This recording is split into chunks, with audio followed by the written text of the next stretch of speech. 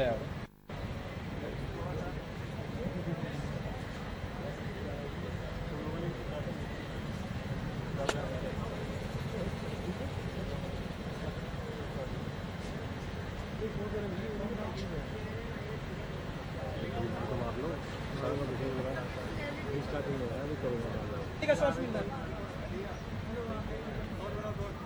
अबे क्लोज जाना। ओके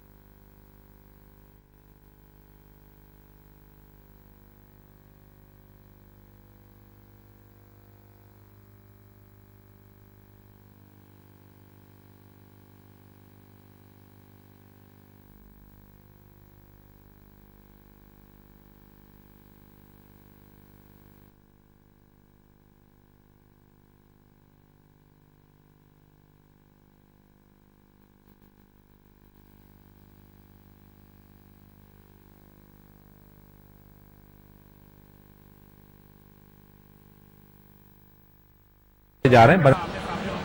एक रिश्तों पर जो बर्फ जमी है वो पिघलाने का दौर सही पक्का शुरू होने की शुरुआत हो रही है।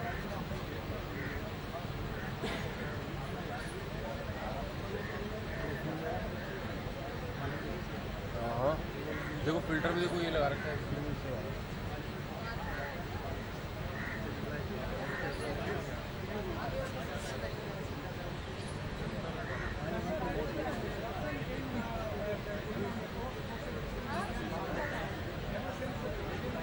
देखिए शख्स सुबह की गारंटी तो कोई ले नहीं सकता सही, लेकिन पड़ोसी है, रिश्ते सुधारने हैं। नरेंद्र मोदी को अपना स्टेचर बढ़ाना है वर्ल्ड कम्युनिटी में। अमेरिका से सवालपुर ने हमेशा निशाना साधते हैं अमेरिका से लेकर पाकिस्तान पर। यही कारण है कि अब पार्टी को नरेंद्र मोदी अब वो दिल्ली आ चुके हैं, गुजरात की राजनीति कर रहे हैं।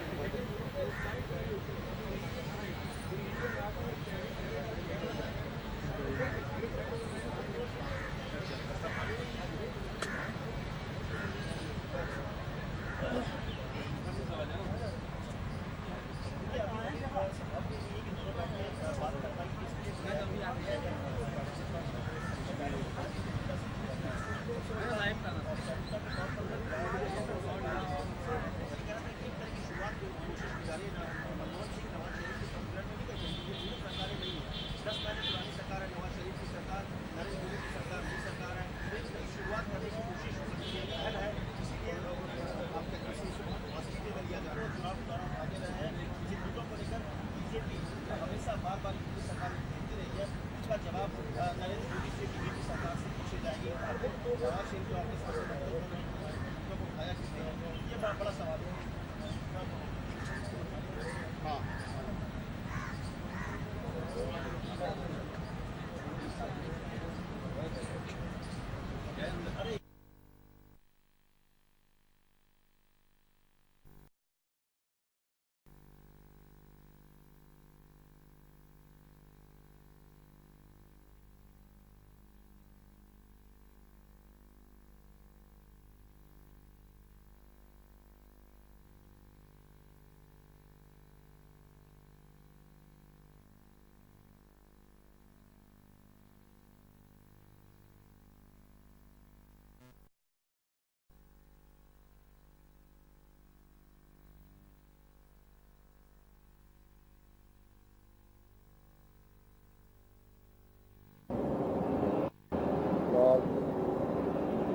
मोदी के कैबिनेट का स्वरूप कैसा होगा, इस पर पूरे देश की निगाहें लगी हुई हैं।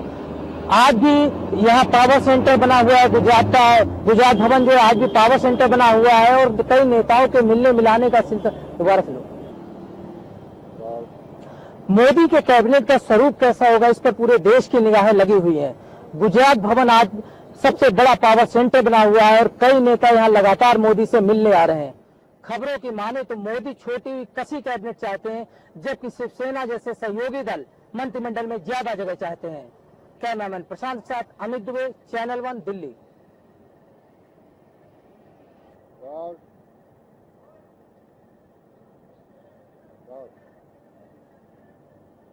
मोदी के शपथ लेने में सिर्फ 2 दिन शेष हैं, लेकिन अभी तक कैबिनेट को लेकर माथापच्ची जारी है।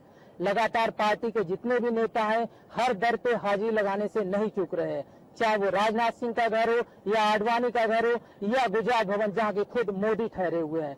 पार्टी के नेता अपने को मंत्री बनाने में कोई कोर कसर नहीं छोड़ना चाहते हैं, लेकिन अभी तक लगातार खुद मोदी, अरुण जेटली, सुषमा स्वराज सबसे लगातार एक एक करके बात कर चुके हैं। इसके बावजूद भी मंत्रिमंडल का स्वरूप अभी तक तय नहीं हो पाया है। कैमरामैन प्रशांत के साथ अमित दुबे, चैनल 1 दिल्ली।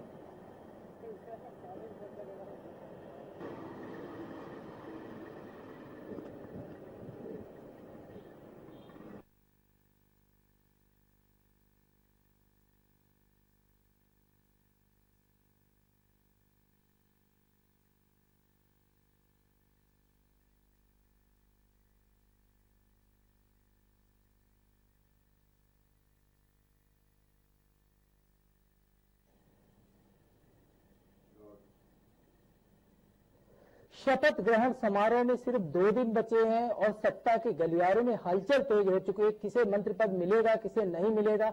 हमारे साथ एनडीए की सहयोगी और अपना दल की नेता सांसद अनुप्रिया पटेल मौजूद हैं, उनसे बात करते हैं। अनुप्रिया जी, सबसे पहले तो एनडीए के सहयोगी होने के नाते आपको बीजेपी से क्या उम्मीदें हैं? मुझे तो ऐसी कोई उम्मीद नहीं है। हमने गठबंधन किया था तो हम यही चाहते थे कि इस गठबंधन को सफलता मिले, बड़ा बहुमत मिले और माननीय मोदी जी प्रधानमंत्री बने। और आज आपने देखा कि किस मजबूती के साथ ये गठबंधन सफल हुआ है। 80 में से 73 सीटें इस गठबंधन के पक्ष में आई हैं और 26 तारीख को माननीय मोदी जी प्रधानमंत्री बनने जा रहे हैं। ये राष्ट्र हित में है और इसी संकल्प के साथ दोनों दल एक साथ आए थे। अभी शिवसेना जैसे दल जो है वो ये मांग कर रहे हैं कि उन्हें मंत्रिमंडल में ज्यादा जगह की सोच रखते हैं, जबकि मोदी जी के ऐसा सूत्रों के हवाले से खबर आ रही है कि मोदी जी चाहते हैं कि छोटा मंत्रिमंडल हो, कई मंत्रालय को मर्ज करने की बात चल रही है। तो इस पे आपकी बात? देखिए, मोदी जी दूरदर्शी राजनेता हैं और इसीलिए आज पूरे देश के हमारे मतदाताओं ने उनके नेतृत्व में भरोसा जताते हुए इतना बड़ा बहुमत दिया है। और अलग अलग सहयोगी दलों की जो मांगे हैं उनकी अपनी सोच हो सकती है, पर मैं समझती हूँ कि एक सहयोगी दल के रूप में, क्योंकि हम सब ने उन्हें अपने प्रधानमंत्री के रूप में स्वीकार किया है, समर्थन दिया है, तो उनके फैसले पर भी हम सबको सहमत होना चाहिए और उसका स्वागत करना चाहिए। नवाज शरीफ ने अपना यहाँ भारत आने का न्योता स्वीकार कर लिया, जबकि शिवसेना लगातार विरोध कर रही थी। तो क्या ये जो अटल बिहारी वाजपेयी की लाइन थी, जो वो मित्र देशों के साथ में अच्छे संबंध रखना चाहते थे पड़ोसियों के साथ में, क्या वो पहले या शिवसेना की नाराजगी कितनी जायज? देखिए, शिवसेना भी एक राजनीतिक दल है, उनका अपना एक इंडिपेंडेंट ओपिनियन, एक स्वतंत्र विचार हो सकता है, लेकिन आज देश की कमान माननीय मोदी जी के हाथों में है और उनके फैसले की अहमियत ज्यादा है। पड़ोसी देशों के साथ हमारे रिश्ते मधुर हों, ये किसी भी देश के लिए बहुत ही अहम होता है। और आज अगर पाकिस्तान के साथ अपने रिश्तों को मधुर करने की शुरुआत माननीय मोदी जी ने की है, तो मैं समझती हूँ कि ये कदम पूरी तरीके से सराहनीय है, प्रशंसनीय है। और हमें पूरा भरोसा है कि उनके नेतृत्व में पड़ोसी देशों के साथ, पड़ोसी मुल्कों के साथ हमारे संबंध भी अच्छे होंगे। और जो इतिहास रहा है पड़ोसी देशों के साथ, तमाम तरीके की जो बातें रही हैं, उसका दोबारा उसे दोहराया नहीं जाएगा। मोदी जी के माध्यम से कड़ा संदेश भी सभी मुल्कों में जाएगा। यूपी में जो इस बार मोदी लहर दिखाई पड़ रही थी या कांग्रेस के खिलाफ एंटी इनकम्बेंसी थी, जो भी हम उसे मान लें, क्या आगे आने वाले विधानसभा चुनाव को लेकर भी कि पार्टी कोई आपकी रणनीति बना रही है? देखिए, माननीय मोदी जी की जो लहर थी, वो मैं समझती हूँ कि वो सिर्फ ऐसे ही नहीं थी।